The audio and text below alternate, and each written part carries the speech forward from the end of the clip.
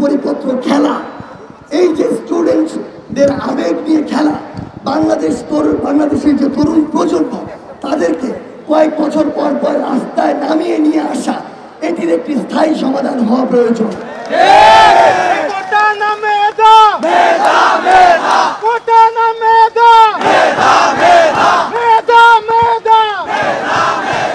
মাননীয় প্রধানমন্ত্রী নিজে সংসদে ঘোষণা করার পর যে পরিপত্র জারি হয়, সেই পরিপত্র যদি 6 বছর পরে অবৈধ ঘোষণা করা হয়, তাহলে আমরা আসলে আর কোথায় গিয়ে আস্থা রাখবো?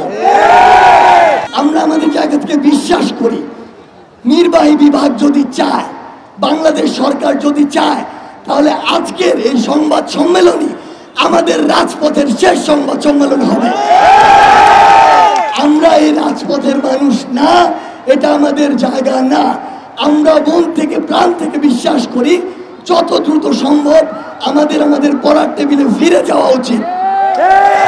স্টুডেন্টদের আবেগের সাথে এই যে রেসপন্স না করার যে খেলা শুরু হয়েছে, সেটি শুরু হয়, তাহলে আমরা মনে করব যে বাংলাদেশের যারা নীতি নির্ধারক পর্যায়ে রয়েছে, সরকার বলি, নির্বাহী বিভাগ বলি, যাদের কাছে আমাদের দাবি, তারা যে দেখেও না দেখার ভান করছেন, এটি যদি করা হয়, তাহলে আমরা মনে করব তারাই চাচ্ছেন আমরা পড়াশোনা বাদ দিয়ে রাজপথে বসে থাকি। আমাদের দাবি অত্যন্ত সুস্পষ্ট।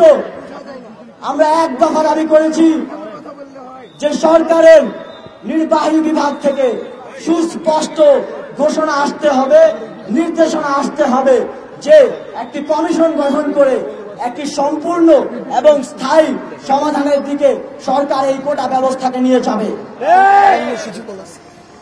সংগ্রামী বন্ধুগণ, আমাদের আগামীকালকের কর্মসূচি বিকাল 3:30 থেকে বাংলাদেশের প্রতিটি আনাচে কানাচে, প্রতিটি রাজপথে, প্রতিটি রেল লাইনে শিক্ষার্থীরা বাংলা ব্লকেট কর্মসূচি অব্যাহত রাখবে।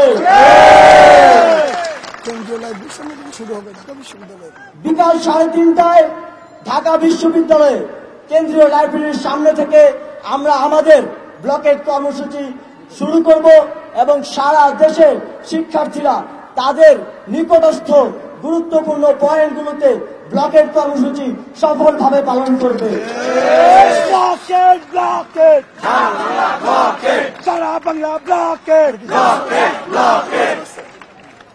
সংগ্রামী বন্ধুগণ, আপনারা দেখেছেন গতকাল আমাদের এক ঘোষণায় সারা দেশে আজ একটিও ট্রেন তাদের চাকা ঘোরাতে পারেনি।